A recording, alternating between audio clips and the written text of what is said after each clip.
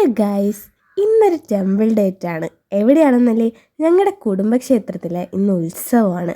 അപ്പം ഇന്നത്തെ ദിവസം ലോകത്ത് എവിടെയായാലും എന്ത് തിരക്കായാലും ഞങ്ങൾ കുടുംബക്കാരെല്ലാം ഒത്തുകൂടാറുണ്ട്. അങ്ങനെ പൊങ്കാല തുടങ്ങി. ഏറെ വൈകി എപ്പോഴത്തേം പോലെയാണ് ഞാൻ എത്തിയെങ്കിലും എല്ലാവരുടെ പൊങ്കാല അവർ തിളച്ച് മാറ്റിയപ്പോൾ ഞങ്ങൾ പൊങ്കാല ഇടാനായിട്ട് തുടങ്ങി. അങ്ങനെ ആദ്യം അമ്പലത്തിൽ പോയി തൊഴുതു വന്നതിന് ശേഷം നേരെ പൊങ്കാല ഇടാനായിട്ട് കയറി. എല്ലാ പൊങ്കാലയും തിളച്ച് എല്ലാം വാങ്ങിയതിന് ശേഷമാണ് അമ്മ പൊങ്കാല ഇടാനായിട്ട്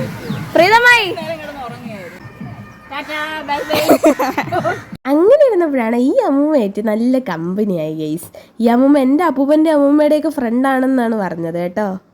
അങ്ങനെ അമ്മൂമ്മയടുത്ത് സംസാരിച്ചുകൊണ്ടിരുന്നപ്പോൾ തന്നെ അരി ഇടാനായിട്ടുള്ള ടൈമായി. പിന്നെ അരിയൊക്കെ കഴുകിയിട്ടു. ഹായ് പറ. അപ്പം ഇതാണ് എൻ്റെ അമ്മായി. ഇത് ഇപ്പുറത്ത് നിൽക്കുന്നതും എൻ്റെ അമ്മായി തന്നെ കേട്ടോ.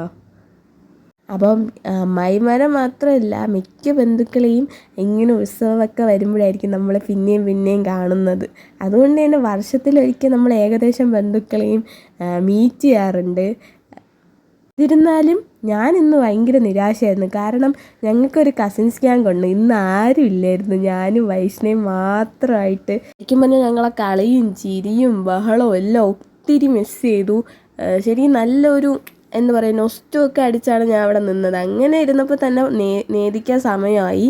അപ്പോൾ നേദിക്കാൻ പോറ്റിയിലൂടെ വരുന്നത് വേറെ ആരുമല്ല, നമ്മുടെ കുടുംബത്തിലെ വൺ ഓഫ് ദ മോസ്റ്റ് നല്ലവനായ ഉണ്ണി മിസ്റ്റർ ചോട്ടുവാണ്. സാർത്ഥക് തം. ഉത്സവം തുടങ്ങിക്കഴിഞ്ഞാൽ പിന്നെ ചോട്ടിനെ കണി കാണാൻ പോലും കിട്ടില്ല. അതിൻ്റെ മുൻപന്തിയിൽ ചെക്കൻ ഉണ്ടാവുന്നേ, ഫുൾ ബിസിയാണ്. അതിനുശേഷം നമ്മൾ നേരെ കഞ്ഞി കുടിക്കാനായിട്ട് പോയി.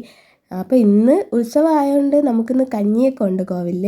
അങ്ങനെ കഞ്ഞിയൊക്കെ വാങ്ങിച്ച് കൊണ്ടുപോയി നേരെ നമ്മൾ കുടിച്ചു. പണ്ട് പോലെ കുടുംബത്തിൽ കണ്ടുവരുന്ന ഒരു ആചാരമാണ്, നമ്മൾ എന്തെങ്കിലും ആഘോഷ ദിവസങ്ങളിൽ നമ്മൾ ആഹാരം കഴിക്കുന്നതിന് മുന്നേ കാക്കയ്ക്ക് നമ്മൾ ആഹാരം കൊടുക്കും. കാക്കയെ പൂർവികരായിട്ട് സങ്കല്പിച്ചാണ് ആഹാരം കൊടുക്കുന്നത്. അതുപോലെ തന്നെ ഇപ്പോൾ കാക്കയ്ക്ക് കൊടുത്തതിന് ശേഷം നമ്മളെന്താ കഞ്ഞി കുടിക്കാനായിട്ട് പോയി. അപ്പോൾ ഇന്നത്തെ കഥ ഇത്രയേ ഉള്ളൂ. ബാക്കി അടുത്ത വീഡിയോയിൽ പറയാം. അപ്പോൾ ബൈ ഗൈസ്.